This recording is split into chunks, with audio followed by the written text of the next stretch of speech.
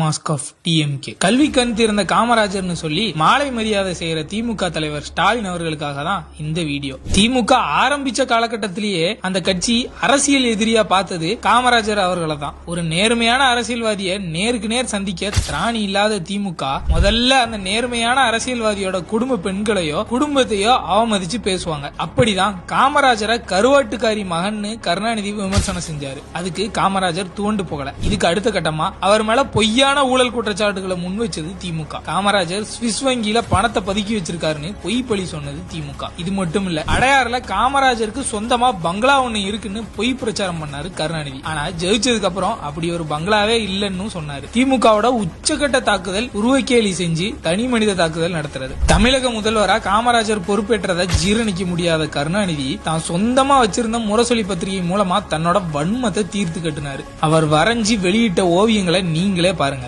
எருமை தோல்காரர், பனையேறி, அண்டங்காக்க, இப்படியெல்லாம் பெருந்தலைவர் காமராஜரை தொடர்ந்து அவமதிச்சது திமுக தான். காமராஜர் உள்ளிட்ட பல நேர்மையான அரசியல்வாதிகளோட குடும்பத்தை அவமதிக்கிறது, பொய்யான குற்றச்சாட்டுகளை சொல்றது, உருவக்கேலி செய்யறது, இப்படி திமுக செய்யக்கூடிய அராஜகங்கள் ஏராளம். மக்களோட பசிய போக்கி பல அணைகளை கட்டி தமிழகத்தையே செழிக்க வச்ச கர்ம வீரர் காமராஜரை இழிவுபடுத்தின ஒரு கட்சி தலைவரையே இன்னைக்கு தன்னோட புகழ்பாட வச்சதுதான் கர்ம வீரர் காமராஜரோட நேர்மையான அரசியல்.